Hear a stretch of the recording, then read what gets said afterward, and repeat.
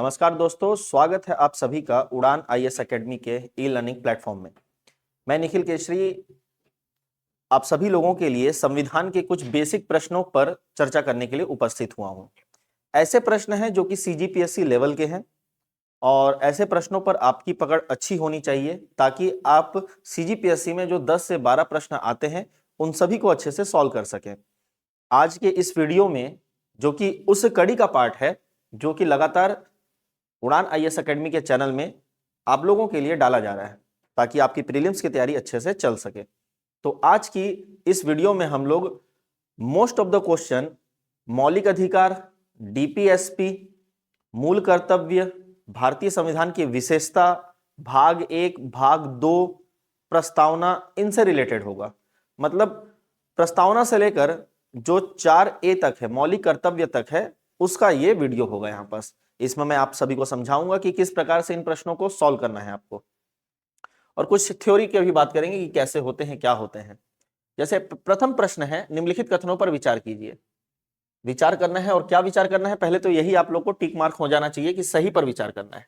कई बार प्रश्न सॉल्व करते समय यह गलती हो जाती है कि विचार तो करते हैं लेकिन नीचे देखना भूल जाते हैं कि सही पूछ रहा है या गलत पूछ रहा है।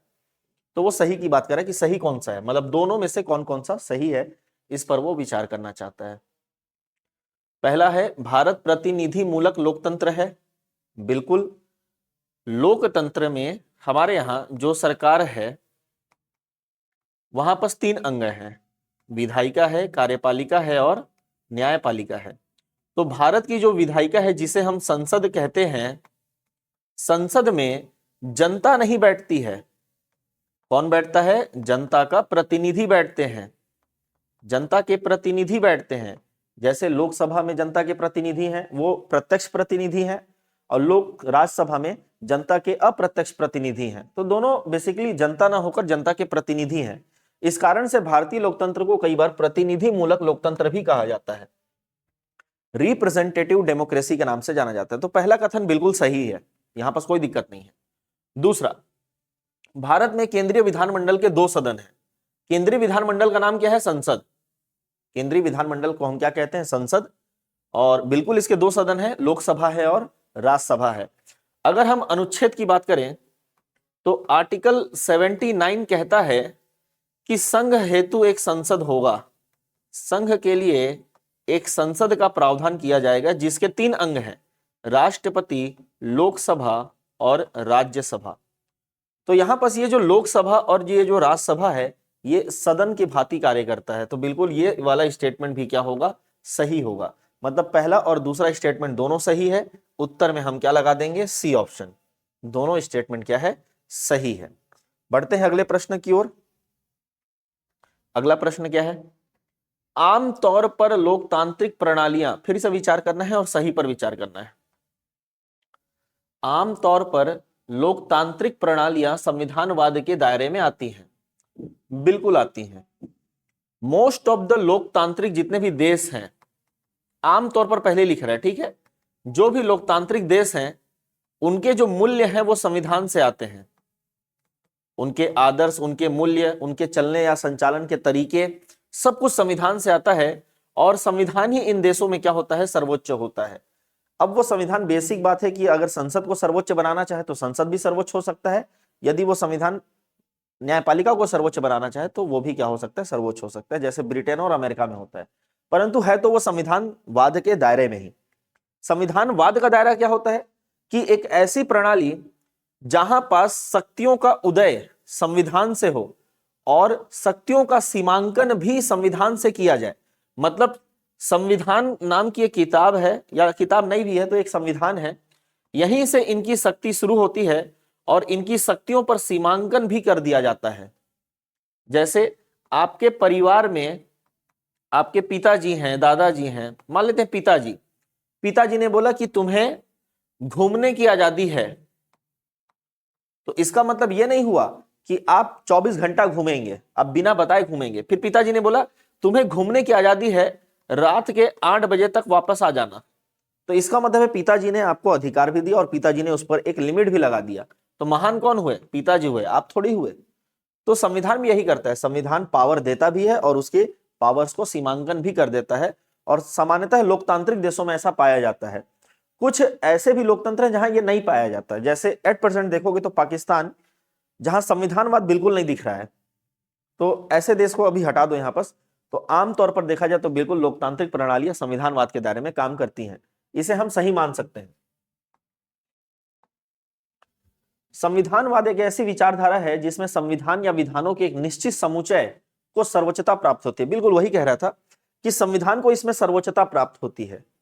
ऐसा माना जाता है कि संविधान होना इंपॉर्टेंट नहीं है, संविधानवाद का होना बहुत इंपॉर्टेंट है। यदि किसी देश में संविधान है लेकिन संविधानवाद नहीं है, मतलब संविधान तो है लेकिन उसे बड़ा नहीं मानते हैं, उससे भी ऊपर कोई और है, तो फिर हम ऐसे संविधान को संविधानवाद नहीं कह सकते, क्योंकि संविधान से बड़ा अगर कोई है तो फिर वो उसके हिसाब से एडजस्ट कर देगा सब कुछ। जैसे पाकिस्तान का ही इसमें केस है, नॉर्थ कोरिया का केस है, चीन का भी आप कह सकते हैं एक प्रकार का संविधानवाद वहां नहीं पाया जाता, रूस में आप देख सकते हैं। तो यहां संविधानवाद बिल्कुल नहीं है, क्योंकि यहां संविधान सर्वोच्च नहीं है। तो सेकंड स्टेटमेंट भी बिल्कुल सही है कि संविधानवाद एक ऐसी विचारधारा है जिसमें जो भी बंच ऑफ डॉक्यूमेंट्स होते हैं उसमें जो भी लिखा होता है वो सर्वोच्च माना जाता है। तो पहला और दूसरा दोनों सही है, ऑप्शन नंबर सी फिर से इसका क्या हो जाएगा, उत्तर हो जाएगा। बात करते हैं तीसरे प्रश्न की ओर। अगला प्रश्न क्या है, भारतीय राज्य में निरंकुश तंत्र, ऑटोक्रेसी मतलब बेलगाम, बिना लगाम की व्यवस्था, जो मन करो वो कर दो, के लक्षण कम दिखाई देते हैं। बिल्कुल कम दिखाई देते हैं, क्योंकि, अच्छा क्यों पूछ रहा है, इनमें से कौन सा सही है भाई? सरकार पर विपक्ष और जनमत का दबाव होता है, ये बिल्कुल सही है। लोकतांत्रिक देशों में खासकर भारत जैसे लोकतंत्र में विपक्ष का बहुत बड़ा रोल होता है, जो उनसे सवाल कर सकता है, उनके कार्यों पर निगरानी रख सकता है, सत्ता पक्ष को जवाबदेह बना सकता है, एक रिस्पॉन्सिबिलिटी उन पर थोप सकता है। दूसरा जनमत इसलिए क्योंकि चुनाव होते हैं, क्या होते हैं? चुनाव होते हैं, आरटीआई एक्ट है, न्यायपालिका है जो कि स्वतंत्र है, तो जनमत भी एक बहुत बड़ा चीज है, तो बिल्कुल इसे तो हम मानेंगे सही है। दूसरा है जनता को मूल अधिकार तथा न्यायपालिका को न्यायिक पुनर्विलोकन की शक्ति प्राप्त है। बिल्कुल वही है कि जनता को क्या प्राप्त है भाई? मूल अधिकार प्राप्त है, अर्थात सरकार इनके अधिकारों को छीन नहीं सकता है, मूल अधिकार उन्हें एक कवच प्रदान करते हैं। तो दूसरा स्टेटमेंट भी सही है, तो इसमें पहला और दूसरा क्या हो जाएगा, दोनों सही हो जाएगा। आई होप कि आप लोग इस क्वेश्चन को समझ पा रहे होंगे ये कहना क्या चाहता है। चौथा है, वर्तमान में अमेरिका में फेडरेशन न होकर को फेडरेशन है। गलत, अमेरिका में बल्कि फेडरेशन है, को फेडरेशन आपको ऑस्ट्रेलिया जैसे देशों में देखने को मिलेगा। एकात्म व्यवस्था को विनाशी राज्यों का अविनाशी संगठन कहा जाता है। बिल्कुल सही। देखिए, संघ 3 प्रकार का होता है, हिंदी में तो एक ही है लेकिन इंग्लिश में बोलेंगे तो 3 प्रकार का। एक है फेडरेशन, एक है को फेडरेशन और एक है यूनियन। फेडरेशन में क्या होता है कि राज्य भी पावरफुल है और केंद्र भी पावरफुल है, दोनों पावरफुल होते हैं। केंद्र राज्यों पर कोई अधिकार नहीं रखेगा और राज्य केंद्र पर कोई छेड़छाड़ी नहीं करेगा। कोफेडरेशन में क्या होता है, राज्य बहुत पावरफुल होता है लेकिन केंद्र उतना पावरफुल नहीं होता है। इसे मैं डैश लाइन से बना रहा हूं, मतलब केंद्र इतना ज्यादा पावरफुल नहीं है। यहां क्या होता है, यूनियन में राज्य कम पावरफुल होते हैं, केंद्र बहुत पावरफुल होता है। केंद्र कभी भी राज्यों को समाप्त कर सकता है, उसकी सीमाओं में परिवर्तन कर सकता है, उसके अस्तित्व को समाप्त कर सकता है। क्या भारत सरकार के पास ऐसी कोई शक्तियां हैं क्या? बिल्कुल, आर्टिकल 3 में ऐसी शक्तियों का उल्लेख किया गया है जहां पास भारत सरकार अर्थात संसद राज्यों के सीमाओं में परिवर्तन कर सकती है, उनके भागों को काट सकती, कुछ भी कर सकती है। तो इस पर्टिकुलर पोर्शन को हम एकात्म व्यवस्था कहते हैं, क्योंकि राज्य है विनाशी, राज्य का विनाश हो सकता है, डिस्ट्रक्टेबल स्टेट है वो, लेकिन संघ का विनाश नहीं हो सकता, बिल्कुल भी संघ का विनाश नहीं होगा। तो एकात्म शासन व्यवस्था की यह बहुत बड़ी खूबी है कि राज्य का विनाश कर दिया जाता है। क्योंकि होता क्या है, एकात्म शासन व्यवस्था में अगर केंद्र है तो राज्य को इसलिए बनाया जा रहा है ताकि प्रशासनिक सुविधा अच्छे से हो सके, प्रशासनिक कार्य सही से चल सके, योजनाएं बेहतर तरीके से चल सके, लोकल लेवल पर अच्छा काम हो। लेकिन जिस दिन केंद्र का मन किया उस दिन ये राज्य भी क्या हो जाएगा, समाप्त हो जाएगा। इसलिए इसे कहते हैं विनाशी राज्य का अविनाशी संघ। तो दूसरा सही है, तीसरा गलत है, ऑप्शन नंबर बी क्या हो जाएगा, उत्तर हो जाएगा इसका। पांचवें प्रश्न की ओर, संघात्मक व्यवस्था की विशेषताओं में क्या क्या शामिल है। देखो संघीय व्यवस्था टोटल 5-6 ही है इसमें, मतलब अगर हम बोलेंगे कि भारतीय संविधान है ये, इस संविधान का संघीय लक्षण क्या है ये बताइए, और अगर बोला जाए कि एकात्म लक्षण क्या है ये बताइए। तो एकात्म तो कई सारे हैं, संघीय लक्षण किन्हें कहा जाता है, जहां राज्य पावरफुल दिखते हैं, राज्य शक्तिशाली होते हैं, केंद्र और राज्य के मध्य बंटवारा होता है, चाहे पैसे को लेकर हो, चाहे पावर्स को लेकर हो, चाहे कानून को लेकर हो, बंटवारा होता है। और ऐसे बंटवारों को बनाए रखने के लिए, बचाए रखने के लिए न्यायपालिका का स्वतंत्र होना बहुत ज्यादा जरूरी है। उनकी क्या होनी चाहिए, स्वतंत्रता होनी चाहिए। तो इस प्रकार से ये तीन तो सामने दिख रहा है हमें। और क्या होता है, तो केंद्र और राज्य की सरकार दिखनी चाहिए, दिखती भी है केंद्र और राज्य की सरकार। शक्तियों का क्या होना चाहिए, बंटवारा होना चाहिए, शक्ति का बंटवारा भी दिखता है हमारे यहाँ, बहुत सारा शक्ति का बंटवारा है। संविधान सर्वोच्च होना चाहिए, क्योंकि संविधान ही राज्यों को शक्ति देता है, और अगर संविधान खत्म हो गया तो राज्यों की स्वतंत्रता भी क्या हो जाएगी, समाप्त हो जाएगी। इस कारण से कहा जा सकता है कि इतने सारे यहाँ पास पॉइंट्स हैं, इनमें से कौन सा है देख लेते हैं। केंद्र और राज्य के मध्य शक्तियों का बंटवारा होना, बिल्कुल ये संघीय शासन लक्षण की सबसे बहुत महत्वपूर्ण विशेषता है। संविधान की सर्वोच्चता, बिल्कुल संविधान सर्वोच्च होना ही चाहिए। न्यायपालिका की स्वतंत्रता, बिल्कुल सही है, तीनों ऑप्शन आएंगे यहाँ पर। Option number D, option number D इसका उत्तर हो जाएगा, क्योंकि यहाँ पर तीनों पॉइंट सही हैं और तीनों संघ को दर्शाते हैं, इस कारण से सही होगा वो। बात करते हैं अगले क्वेश्चन की। अगला क्वेश्चन है, एकात्म व्यवस्था में कार्यपालिका या विधायिका के स्तर पर केंद्र और राज्यों में समानांतर ढांचा नहीं पाया जाता। बिल्कुल, जब संघ पाया जाता है तो वहां केंद्र और राज्य के बीच में बंटवारा किया जाता है, लेकिन जब एकात्म लक्षण पाया जाता है तो केंद्र बहुत शक्तिशाली होता है, किससे, राज्य से, बहुत ज्यादा शक्तिशाली। कई बार तो राज्य का अस्तित्व भी नहीं होता है, तो जब अस्तित्व नहीं है तो बंटवारा कहां से होगा। तो एकात्म शासन व्यवस्था में कार्यपालिका या विधायिका के स्तर पर, ये तो बिल्कुल सही है, क्योंकि एकात्म में बंटवारा नहीं होता है, वही कह रहा है कि बंटवारा नहीं होगा। बिल्कुल सही है, बंटवारा नहीं होगा, वो तो केवल और केवल संघ में होगा। एकात्म व्यवस्था में राजनीतिक विकेंद्रीकरण केंद्र सरकार की प्रशासनिक कार्य योजना का परिणाम होता है, प्रांतों के अधिकारों का नहीं।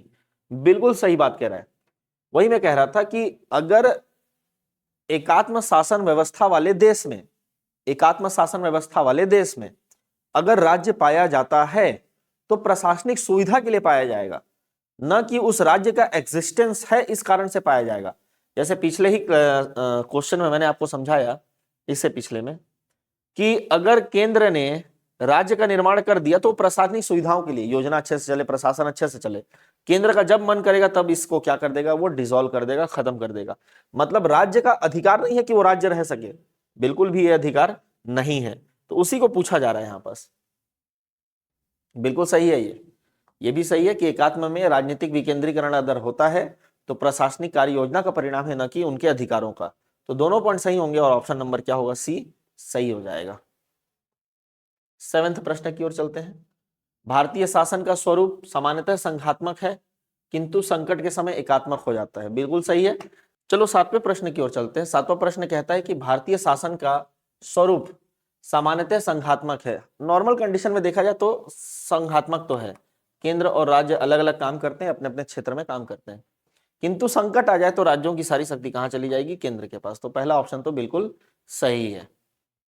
दूसरा, भारत की संघात्मक व्यवस्था ब्रिटेन के समान है। नहीं, हमारी संघात्मक व्यवस्था ब्रिटेन के बिल्कुल भी समान नहीं है, ये लगभग लगभग कनाडा के समान मानी जाती है। तो केवल ऑप्शन नंबर 1 ही सही होगा, कथन नंबर 1। तो यहां केवल 1 सही माना जाएगा। अगला है, भारत एक गण राज्य है। देखो गण राज्य का मतलब यह होता है कि अगर कोई क्षेत्र है वहां लाखों करोड़ों लोग, जनता निवास करती है, तो जनता के हर एक व्यक्ति को शासन के हर एक पद पर बैठने का अधिकार होगा, जैसे पीएम है ना, राष्ट्रपति, मंत्री, बाकी नीचे जितने भी आएंगे, सबसे नीचे कौन आएगा, चपरासी।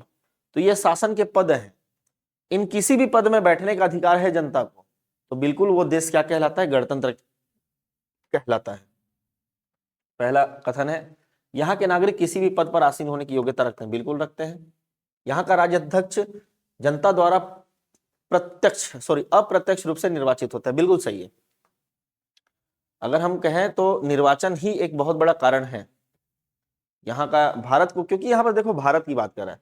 अगर बोल देता गणराज्य क्या है तो ये वाला ना क्वेश्चन, ये वाला जो ऑप्शन गलत हो जाता, क्योंकि देखो कई सारे देशों में ना प्रत्यक्ष रूप से निर्वाचित होते हैं राष्ट्रपति, कई सारे देशों में, लेकिन भारत जैसे देशों में क्या होता है, अप्रत्यक्ष तरीके से निर्वाचित होते हैं। इस कारण से जो सेकंड कथन है ना, वो बिल्कुल सही है भारत के लिए, केवल भारत के लिए सही है, बाकी के लिए नहीं। यहाँ संविधान संशोधन की शक्ति संसद को प्राप्त है। देखो ये तो सही है कि संसद को प्राप्त है, लेकिन इसका गणराज्य से कोई लेना देना नहीं है, इसका गणराज्य से कोई लेना देना नहीं है, तो इसका आंसर हो जाएगा 1 और 2। 1 और 2 सही ही इसका आंसर होगा। भारतीय संविधान की प्रस्तावना में जो उल्लिखित न्याय शब्द है उसमें क्या क्या शामिल है? अनुसूचित जाति, अनुसूचित जनजाति, अन्य पिछड़ा वर्ग को दिया जाने वाला आरक्षण, बिल्कुल। दूसरा है महिलाओं को दिया जाने वाला आरक्षण, बिल्कुल है। सामाजिक आर्थिक न्याय के तहत दिया जाता है दोनों। वयस्क मताधिकार के साथ साथ वंचित वर्गों के लिए राजनीतिक आरक्षण, बिल्कुल है यहाँ पास, है ना, वही तो लिखा हुआ है, वंचित वर्गों को आरक्षण मिलेगा राजनीति में। एसटी एससी रिजर्वेशन होता है, अगर आप चुनाव में देखेंगे, भाग लेंगे तो। आर्थिक संसाधनों का समान वितरण, बिल्कुल है। ये न्याय बहुत इंपॉर्टेंट है, अगर हम, क्योंकि आर्थिक न्याय की बात की गई है, अगर हम प्रस्तावना को ध्यान से पढ़ेंगे तो वहां लिखा है सामाजिक, आर्थिक और राजनीतिक न्याय, सामाजिक, आर्थिक और राजनीतिक न्याय। तो देखा जाए तो चारों सही हो गया, तो ऑप्शन नंबर डी क्या हो जाएगा, उत्तर हो जाएगा। 1 2 3 4। क्वेश्चन नंबर 10 की ओर चलते हैं। क्वेश्चन बोलता है कि भारतीय संविधान को कब स्वीकार किया गया था, मतलब तिथि क्या थी जब उसे स्वीकार किया गया।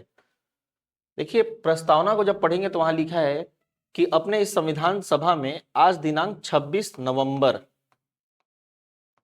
1949, हिंदी का भी डेट लिखा हुआ है, मिति मार्ग शीर्ष शुक्ल सप्तमी संवत 2006 विक्रमी। तो विक्रम संवत 2006 चल रहा था, मार्ग शीर्ष शुक्ल सप्तमी चल रहा था, तो 26 नवंबर 1949 को स्वीकार कर लिया गया था। तो स्वीकार करने की तिथि पूछ रहा है, ठीक है, तो 26 नवंबर 1949 लगाना है। ऐसे क्वेश्चन ना कई बार क्या होता है ना, गलत हो जाते हैं, क्योंकि हड़बड़ी में क्या होता है, संविधान स्वीकार करना तो ऐसा लगता है लागू करना पूछ रहा होगा, तो इसको मार देते हैं कई लोग। जबकि एक बार ऐसा पूछा भी हुआ था, ठीक है, बहुत सारे लोगों ने गलती किया था। कुछ ऐसे लोगों को जानता हूं जो 2-3 मेंस लिखे और गलत किए हैं कि संविधान कब लागू होता है। पीयर प्रेशर आ जाता है कि हमें परफॉर्म करना ही है, इस कारण से ऐसी गलतियां हो जाती हैं, ह्यूमन एरर है, होता है। फिर अगला है, दिसंबर 1948 में जेवीपी समिति के सदस्य जवाहरलाल नेहरू, वल्लभ भाई पटेल जी, पोट्टी श्रीरामुलु थे? नहीं, ये दोनों तो सही हैं, जवाहरलाल नेहरू थे और वल्लभ भाई पटेल जी थे, ये दोनों सही है, लेकिन यहाँ पास पोट्टी श्रीरामुलु जी नहीं थे, यहाँ थे पट्टाभी सीतारामैया जी, पट्टाभी सीतारामैया जी थे। तो पहला स्टेटमेंट क्या हो जाएगा, गलत हो जाएगा, तो इसे हम गलत कर देते हैं। दूसरा है, जेवीपी समिति ने सिफारिश की कि शीघ्र भाषाई आधार पर राज्यों का पुनर्गठन किया जाना चाहिए। पॉज करके बनाएंगे आप लोग, है ना, इस सब क्वेश्चन को जब मैं बोल रहा हूं, तो बिल्कुल नहीं, ऐसा नहीं था, है ना। इन्होंने तो बल्कि टाल दिया था, भाषाई आधार पर राज्यों के पुनर्गठन की मांग को क्या कर दिया, टाल दिया, बोला कि बाद में कीजिएगा, अभी करने की कोई आवश्यकता नहीं है, देश की एकता और अखंडता को देखते हुए अभी ऐसा कर पाना संभव नहीं है। तो ये भी क्या हो जाएगा, गलत हो जाएगा। तो दोनों स्टेटमेंट गलत है। पूछ सही रहा था, तो ना तो 1 सही है ना ही 2 सही है, तो इन दोनों को हटा दो यहां से। फिर अगला है, राज्य पुनर्गठन के संबंध में निम्नलिखित कथनों पर विचार कीजिए। विचार करते हैं क्या क्या है। पहला है, इस आयोग की नियुक्ति अगस्त 1956 में की गई थी, ठीक है, तो आप लोग बनाइएगा इसे, तो पॉज कर लीजिएगा, है ना, तीनों मतलब क्वेश्चन को देखने के बाद पॉज कर लेना। ये देखो क्वेश्चन ये है, फिर बनाना, उसके बाद फिर मेरा एक्सप्लेनेशन सुनना कि मैं क्या कह रहा हूँ। तो बिल्कुल गलत है ये। 1953 में इसका गठन हुआ था और 1955 में इसने रिपोर्ट सौंपा था। इस आयोग द्वारा भाषाई आधार पर राज्यों के पुनर्गठन को स्वीकार कर लिया गया। स्वीकार क्या करना था, ये आयोग बना ही था कि वो भाषा के आधार पर राज्यों का बंटवारा कर सके, और इस आयोग ने मुंबई और पंजाब को भाषाई आधार पर बांटने का विरोध किया, बिल्कुल सही है। फजल अली आयोग में 3 लोग थे, फजल अली उसके अध्यक्ष थे, बाकी 2 अलग और व्यक्ति थे वहां पास। इन आयोग ने यह बोला कि देखिए हम राज्यों का बंटवारा तो कर रहे हैं, लेकिन 2 राज्यों का बंटवारा भाषा के आधार पर अभी पॉसिबल नहीं होगा। एक बंबई जो कि गुजरात के साथ था उस समय, और दूसरा पंजाब जो कि हरियाणा और ये चंडीगढ़ और हिमाचल प्रदेश के कुछ हिस्से को लेकर ये पंजाब नाम का राज्य था। उस समय उसको पेप्सू के नाम से जानते थे, पेप्सू, ईस्ट पटियाला पंजाब यूनियन के नाम से। तो ये वाला भी सही और ये वाला भी सही, दूसरा और तीसरा दोनों सही है, इसका ऑप्शन हो जाएगा बी। बी ऑप्शन यहाँ पर सही होगा, 2 और 3 सही, पहला तो गलत है। फिर है निम्नलिखित में से 36वां संशोधन किसके लिए था, मतलब किसको पूर्ण राज्य का दर्जा मिला। सिक्किम को पूर्ण राज्य का दर्जा मिला था, 35वें से सह राज्य का दर्जा मिला था और 36वें से कौन सा राज्य का दर्जा मिला, तो पूर्ण राज्य का दर्जा प्राप्त कर लिया था वो। देखो क्या होता है, 35वां संविधान संशोधन होता है और सह राज्य का दर्जा मिलता है, इसके साथ आर्टिकल 2A शामिल होता है और अनुसूची 10 शामिल होता है। ये तीनों चीज आता है वहां पास, सह राज्य का दर्जा, अनुच्छेद 2 क 2A आता है, अनुसूची 10 आता है, सह राज्य का दर्जा आता है। लेकिन 36 से क्या होता है, इसे समाप्त करते हैं, सह राज्य का दर्जा पूर्ण राज्य का दर्जा होता है, तो सह राज्य का दर्जा को समाप्त कर दिया जाता है और इसके जगह पास क्या आता है, पूर्ण राज्य का दर्जा दिया जाता है। 2A भी समाप्त हो जाता है और 10 भी समाप्त हो जाता है, तो इसका ऑप्शन हो जाएगा बी, सिक्किम। इसके बाद निम्नलिखित में से किस क्षेत्र से गोवा को पृथक कर एक नया राज्य का दर्जा दिया गया। अगर हम राज्यों का गठन की बात करें तो गोवा का गठन हुआ था सन 1962 में। 1962 में दमन दीव के साथ एक यूनियन टेरिटरी का निर्माण किया गया। दमन दीव प्लस क्या था, गोवा। गोवा को बाद में आगे चलकर 1987 में 56वां संविधान संशोधन के द्वारा इसे एक नए राज्य का दर्जा दे दिया गया। छत्तीसगढ़ से पहले गोवा का ही निर्माण हुआ था, तो 25वां राज्य बना था गोवा 1987 में। तो इसका ऑप्शन क्या हो जाएगा, दमन और दीव के साथ था वो किसके साथ था, दमन और दीव के साथ था। फिर अगले प्रश्न की ओर चलते हैं। राज्य पुनर्गठन अधिनियम 1956 के तहत संघ शासित क्षेत्र में क्या क्या शामिल था। देखो मैं बताया 1955 में रिपोर्ट आता है, 1953 में आयोग बनता है, 1956 में संशोधन होता है, 53 में 3 सदस्यीय आयोग बना था, 3 सदस्यों का आयोग था। 55 में क्या हुआ था कि इसने रिकमेंडेशन दिया कि हमारे यहाँ देखिए 16 राज्य बनाइए और 3 यूनियन टेरिटरी बनाइए, 3 यूनियन टेरिटरी और 16 राज्य बना दीजिए। लेकिन बनता कितना है, तो 14 और 6 बनता है, 14 राज्य और 6 यूनियन टेरिटरी। 6 में से एक होगा दिल्ली, एक होगा अंडमान निकोबार और एक होगा आपका लक्षद्वीप। ठीक है, ये 3 हो गया। फिर है हिमाचल प्रदेश, त्रिपुरा और मणिपुर। इस प्रकार से ये 6 यूनियन टेरिटरी बनाए जाते हैं। तो दिल्ली, हिमाचल प्रदेश, त्रिपुरा और मणिपुर बिल्कुल सही है, सभी के सभी। उपरोक्त सभी का क्या हुआ था, उस समय निर्माण किया गया था। 15 का डी हो जाएगा। लेकिन याद रखना टोटल 6 बने थे, ठीक है, त्रिपुरा, हिमाचल प्रदेश, मणिपुर और लक्षद्वीप। लक्षद्वीप भी हमारा क्या है, तो एक संघ शासित प्रदेश है। क्वेश्चन नंबर 16 की ओर चलते हैं। पंजाब पुनर्गठन अधिनियम 1966 के माध्यम से चंडीगढ़ को पंजाब और हरियाणा की संयुक्त राजधानी बनाई गई। बिल्कुल सही है। अगर आज भी देखोगे तो चंडीगढ़ किसकी राजधानी है, तो दोनों राज्यों की राजधानी, पंजाब की भी है और हरियाणा की है, दोनों की राजधानी है वो, उसमें कोई दो राय नहीं है। दूसरा, 1986 में मिजोरम को पूर्ण राज्य का दर्जा प्रदान किया गया, इससे पहले वो संघ शासित था। बिल्कुल सही है। 1971 को क्या होता है, नॉर्थ ईस्ट पुनर्गठन अधिनियम आता है और इस अधिनियम के माध्यम से कुछ राज्यों को पूर्ण राज्य का दर्जा मिल जाता है। जैसे एक मणिपुर को मिला, त्रिपुरा को मिला, असम के हिस्सों को काटकर उन दोनों राज्यों का निर्माण कर दिया जाता है। इसके साथ साथ 2 यूनियन टेरिटरी भी बनाए जाते हैं, अरुणाचल प्रदेश और दूसरा बनाया जाता है मिजोरम। ये दूसरा यूनियन टेरिटरी बनता है। अब मिजोरम जो है 1986 में एक पूर्ण राज्य का दर्जा मिलने वाला संघ शासित प्रदेश होगा। तो बिल्कुल सही है, ये दोनों सही है। ऑप्शन नंबर सी क्या हो जाएगा, सही हो जाएगा। तो याद रखना 1971 में 2 यूनियन टेरिटरी का निर्माण हुआ था, अरुणाचल प्रदेश और मिजोरम। मिजोरम को फिर 1986 के अधिनियम से 87 में एक पूर्ण राज्य का दर्जा दे दिया जाता है। स्वतंत्रता प्राप्ति के बाद निम्नलिखित में से किस राज्य का गठन क्रमशः सबसे पहले हुआ और बाद में सबसे बाद में हुआ। स्वतंत्रता प्राप्ति के बाद देखा जाए तो आंध्र प्रदेश का गठन सबसे पहले हुआ था अक्टूबर 1953 में। अक्टूबर 1953 को आंध्र प्रदेश पहला देश राज्य बनता है और 2 जून 2014 को तेलंगाना सबसे अंतिम राज्य बनता है। ठीक है, इसके बाद तो कोई राज्य का निर्माण हुआ नहीं है। बल्कि एक राज्य को तो 2 यूनियन टेरिटरी में बदल दिया गया है। क्वेश्चन नंबर 18 की ओर चलते हैं। नागरिकता संशोधन अधिनियम 2019 क्यों लाया गया था? नागरिकता किस आधार पर प्रदान की जाती है?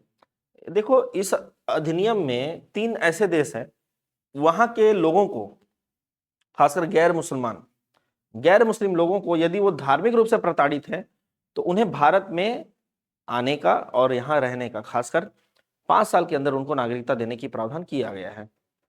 और धार्मिक रूप से प्रताड़ित है उनको, सबको नहीं, बाकी के लिए भी है नागरिकता। ऐसा नहीं है कि पाकिस्तानी है तो उसको नागरिकता नहीं देंगे, लेकिन उसके लिए अलग प्रोसेस है। जैसे एक ब्रिटेन का नागरिक भारत का नागरिक बनना चाहता है तो बिल्कुल उसको नागरिकता मिलेगी। सेम वैसे ही किसके साथ है तो पाकिस्तान के साथ है, बिल्कुल मिलेगी।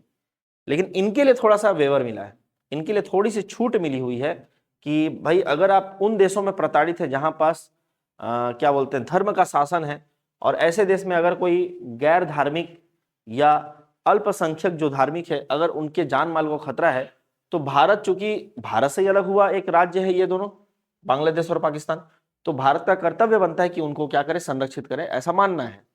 तो धार्मिक उत्पीड़न से आए विशेष देशों के प्रवासियों को हम क्या देते हैं, इस अधिनियम के तहत सुरक्षा प्रदान करते हैं। फिर अगला क्वेश्चन, निम्नलिखित कथनों पर विचार कीजिए। फिर से विचार करना हो, क्या पर विचार करना है, सही पर, कि सही क्या है। संसद मूल अधिकार में संशोधन कर सकती है, बिल्कुल सही है। 44वां संविधान संशोधन से भाई हट गया ना, संपत्ति का अधिकार हटा, मतलब संशोधन तो कर सकती है। और इसके साथ साथ केशवानंद भारती भी आ गया था, तो केशवानंद भारती बोलता था कि आप संसद के किसी भी हिस्से में चेंज करने का अधिकार रखते हो, कोई दिक्कत की बात नहीं, परंतु मूल ढांचा चेंज करने का अधिकार नहीं रख सकते।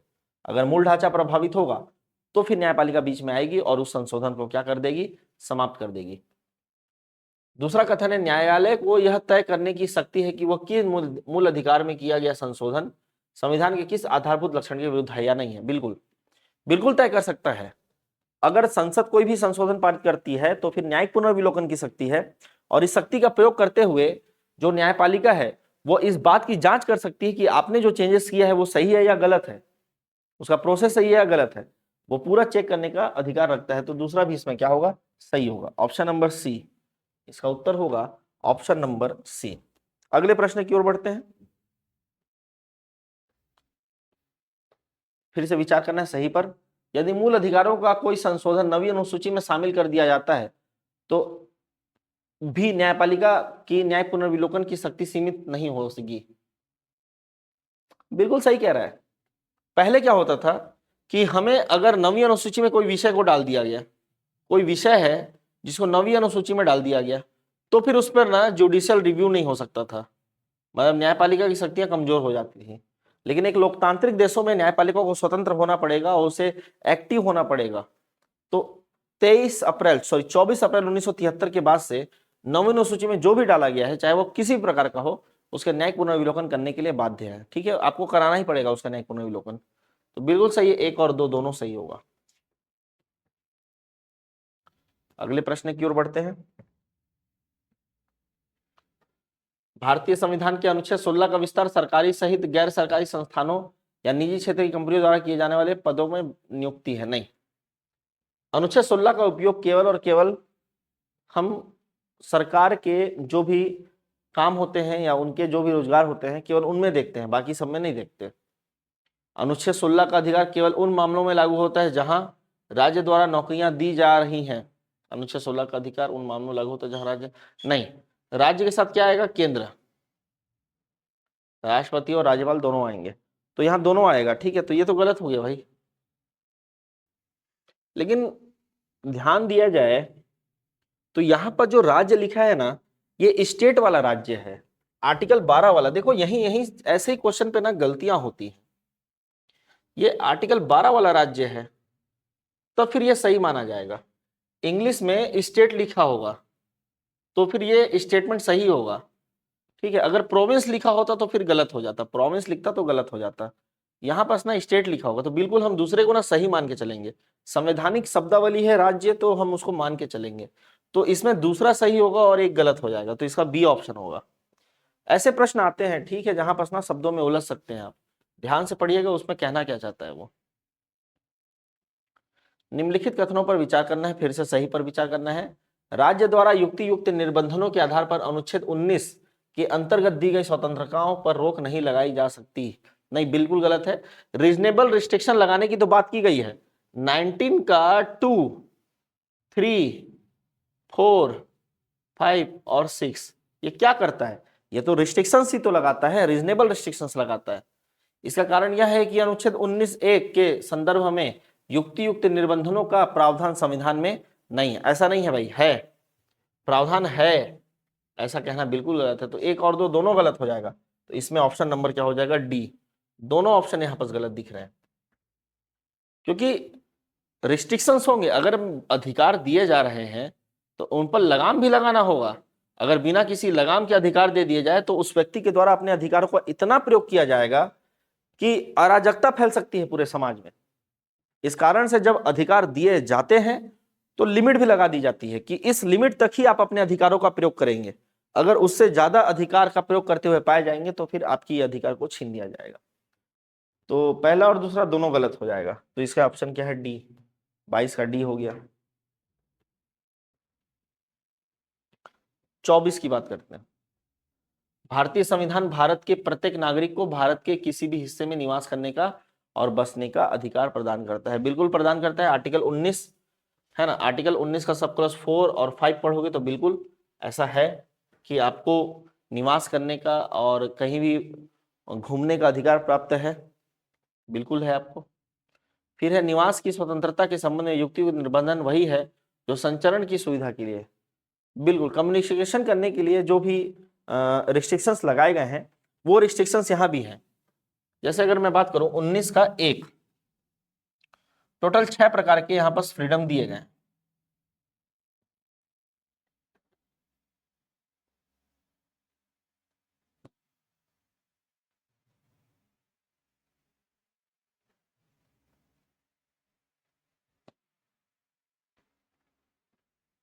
बोलने की आजादी, सम्मेलन की आजादी, संगठन बनाने की आजादी, घूमने की आजादी, बसने की आजादी, ठीक है। और यहाँ संपत्ति का अधिकार था जो कि खत्म हो गया, और पेशा की आजादी, ठीक है, पैसा कमाना, वृत्ति कमाना, आजीविका चलाना, उसकी आजादी। तो कह रहा है कि निवास की स्वतंत्रता, बोलना, सम्मेलन करना, संगठन बनाना, घूमना और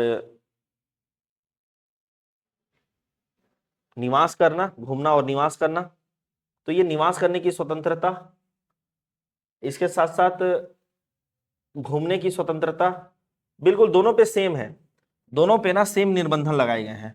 जैसे इसका है 19(2), इसका है 19 का 3 और इसका है 19 का 4 और इसका है 4 और 5 दोनों एक साथ लिखा हुआ है।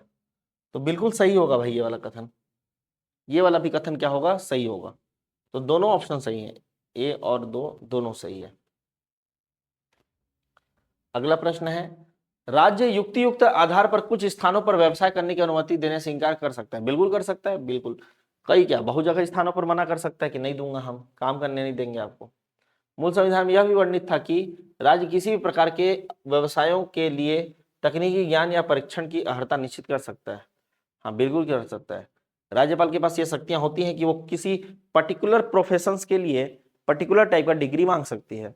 जैसे अगर आपको पेट्रोल पंप खोलना है या मेडिकल शॉप खोलना है तो आपको फूड लाइसेंस या फिर उसमें कोई ग्रेजुएशन 6 महीने का, 1 साल का, ऐसा ऐसा रिक्वायरमेंट रहता है, तो वो करना पड़ेगा। वरना ऐसा हुआ तो कल के दिन में कल डॉक्टर बन जाऊंगा, परसों इंजीनियर बन जाऊंगा। रोज अपना अपना प्रोफेशन चेक करेंगे, चेंज करेंगे, ताकि पता लगे किस में बेहतर है किस में नहीं है। तो इसका ऑप्शन होगा क्या? सी ऑप्शन के तहत वो चलेगा। क्वेश्चन 25 की ओर चलते हैं। क्वेश्चन 25 का पहला पॉइंट कहता है कि संघ बनाने का जो स्वतंत्रता है उस पर कोई निर्बंधन नहीं लगाया गया है। गलत बात है, यह लगाया गया है। अगर हम आर्टिकल 19 को ध्यान से देखें तो 19 का 1 टोटल 6 प्रकार की स्वतंत्रता प्रदान करता है।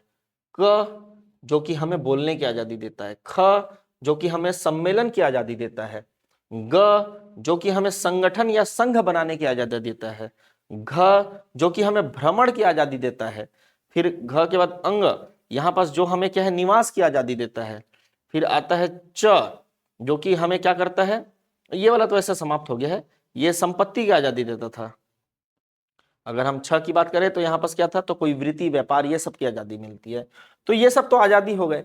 इन पर निर्बंधन भी है, 19(2) का निर्बंधन, 19(3), 19(4) का निर्बंधन, और ये दोनों को एक साथ मिलाकर 19(5) का निर्बंधन, और लास्ट में इसका 19(6) का निर्बंधन। तो ये कहना तो बिल्कुल गलत होगा कि संगठन बनाने की स्वतंत्रता पर कोई निर्बंधन नहीं है। बिल्कुल है भाई, निर्बंधन है। तो पहला गलत हो गया। 19(1) के तहत भ्रमण करने के अधिकार में विदेश भ्रमण का अधिकार शामिल है। नहीं, यहां लिखा हुआ है भारत राज्य क्षेत्र के भीतर सर्वत्र आपको भ्रमण का अधिकार होगा, तो वो भारत राज्य क्षेत्र के भीतर है। ये वाला जो है विदेश भ्रमण का अधिकार, ये आर्टिकल 21 वाला है, ये आर्टिकल 21 वाला है, भ्रमण करने का अधिकार विदेश वाला। तो ये भी गलत हो जाएगा। तो डी ऑप्शन होगा, पहला और दूसरा दोनों गलत निकल गया। बेकार क्वेश्चन, दोनों गलत है, गलत दो हैं इन लोग। अगला देखते हैं 26। भारतीय संविधान के अनुच्छेद 23 में मानव के दुर्व्यापार और बलात्कार श्रम के प्रतिबंध या प्रतिषेध संबंधी उम्मीद बिल्कुल है। आर्टिकल 23 और 24 इसी के बारे में तो प्रावधान करता है। आर्टिकल 23 खासकर 2 पॉइंट है, मानव दुर्व्यापार और बलात्कार श्रम का प्रतिषेध किया जाता है और कर भी दिया जाएगा। बलात्कार श्रम मतलब बलपूर्वक श्रम नहीं कराया जाएगा, और मानव का दुर्व्यापार नहीं किया जाएगा, उसे खरीदा बेचा नहीं जाएगा, उसके साथ बहुत कुछ ऐसा है जो नहीं किया जाएगा। तो बिल्कुल सही है वाला। दूसरा, सार्वजनिक प्रयोजन के लिए अनिवार्य सेवा हेतु राज्य द्वारा बलाश्रम का सहारा लिया जा सकता है। बिल्कुल, अगर आर्टिकल 23 का ये पहला पॉइंट है और ये आर्टिकल 23 का दूसरा पॉइंट है, दूसरा पढ़ोगे तो वहां लिखा हुआ है कि सरकार आपसे जबरन श्रम करा सकती है, कोई दिक्कत की बात नहीं है, मतलब पैसा भी नहीं देगी, तो दूसरा भी सही है। हाँ, लेकिन डिस्क्रिमिनेशन नहीं करेगी 4 आधार पर। सरकार बोलेगी कि देखिए भाई, इस एरिया में बाढ़ आ गया है, तो सभी धर्म के व्यक्ति आइए, सभी जाति के व्यक्ति आइए, सभी मूल वंश के व्यक्ति के आइए, और इसके साथ साथ सभी वर्ग वाले व्यक्ति आइए। इन 4 आधार पर विभेद नहीं करेगा। ऐसा नहीं कह सकता कि पर्टिकुलर एक्स नाम का धर्म आएगा, वाई नहीं आएगा, एक्स नाम की जाति आएगी, वाई नहीं आएगी। ठीक है, यहां पर मूल वंश, राजा महाराजा वाले नहीं आएंगे, बाकी सब आएंगे, वर्ग, टीचर वर्ग नहीं आएगा, स्टूडेंट आएंगे, ऐसा बिल्कुल नहीं हो सकता। इन 4 आधार पर आप नहीं कर सकते डिस्क्रिमिनेशन, गलत माना जाएगा। हाँ, निवास के आधार पर कर सकते हो, लिंग के आधार पर कर सकते हो, आयु के आधार पर कर सकते हो, लेकिन इन 4 आधार पर आप डिस्क्रिमिनेशन नहीं करेंगे।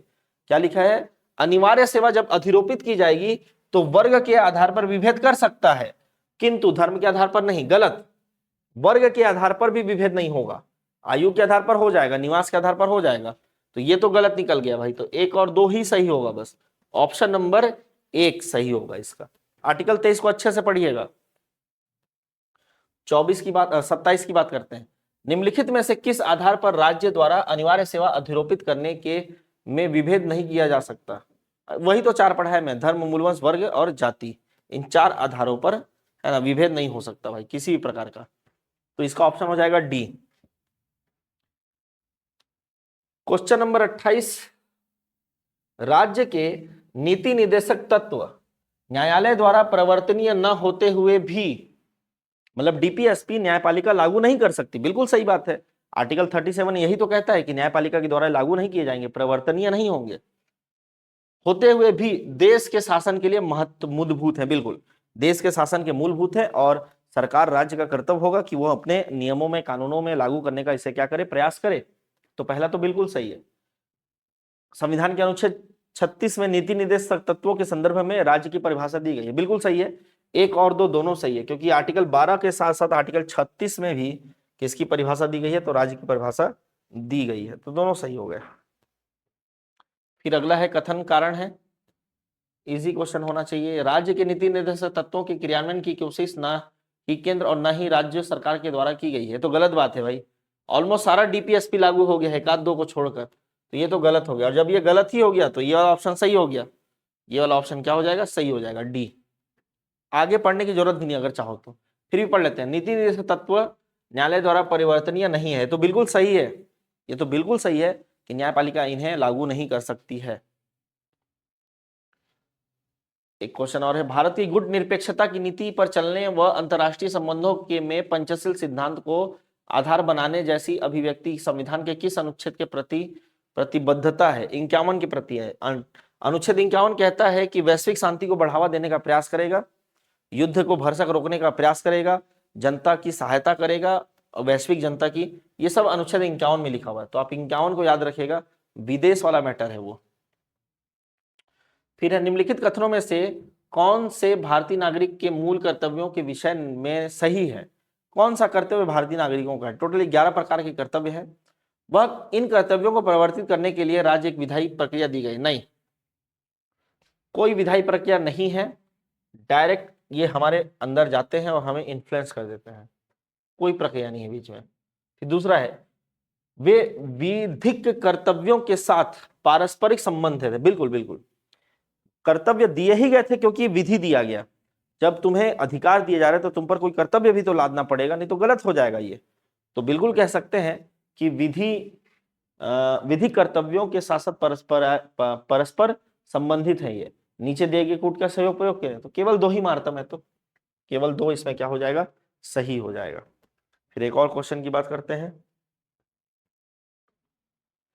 भारत के संदर्भ में निम्नलिखित में से कौन सा अधिकार और कर्तव्य के बीच सही संविधान संबंध है? मतलब कौन सा स्टेटमेंट सही है संवैधानिक दृष्टि से? पहला पढ़ते हैं, चारों पढ़ते हैं, फिर समझ में आएगा। अधिकार कर्तव्यों के साथ सह अस्तित्व है, हो सकता है, कोई गलत नहीं है। व्यक्तिगत अधिकार होते हैं और जब हम समाज और तो ऐसा अधिकार किसी को नहीं चाहिए भाई कि व्यक्तिगत हो, वो हो तो सामाजिक हो, सबके साथ मिले। नागरिक के व्यक्तित्व के विकास के लिए अधिकार न कि कर्तव्य महत्वपूर्ण है। नहीं, कर्तव्य भी ज्यादा महत्वपूर्ण है, तो ये तो गलत है ही, ये आधा अधूरा गलत है, संभाल लो। राज्य के स्थायित्व के लिए कर्तव्य न कि अधिकार महत्वपूर्ण है। नहीं, अधिकार ज्यादा महत्वपूर्ण है, क्योंकि कल के दिन में राज्य ऐसा कानून बना ले, है ना, जिसके लिए कोई सुनवाई ना हो तो आपको पहनना पड़ जाएगा। तो जब तीनों गलत है तो एक सही हो जाएगा। कर्तव्य के साथ वो क्या होता है? सह अस्तित्व में रहता है। ठीक है, तो आज का सेशन यहीं बस हम एंड करेंगे, और अगले कड़ी में हो सकता है कि राष्ट्रपति और उसके आगे के प्रश्न लेकर आऊं मैं। राष्ट्रपति, राज्यपाल, है ना, ऐसा मेंटरशिप में दे सकता हूं यहाँ पास, कि हम ऐसे प्रश्नों को कैसे डील करेंगे, किस प्रकार से पढ़ेंगे, कैसे सोचेंगे। तो आपका जो डर है प्री को लेकर वो भी कंप्लीट हो जाएगा, डर खत्म हो जाएगा। इसके साथ साथ हम ये भी कह सकते हैं कि प्रीलिम्स में आपको इससे अच्छा स्कोर करने का मौका मिलेगा।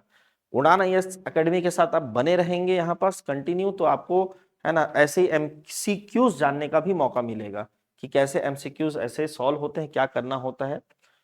तो बिल्कुल मानता हूं मैं कि प्रीलिम्स में आपको इससे फायदा होगा, क्योंकि अच्छे स्तर के प्रश्न थे, और अगली कड़ी में और अच्छे स्तर के प्रश्न लेकर आएंगे। फिर से वही 1-2 टुकड़ों में और तोड़ देंगे ताकि आप रिवाइज कर सको अच्छे से।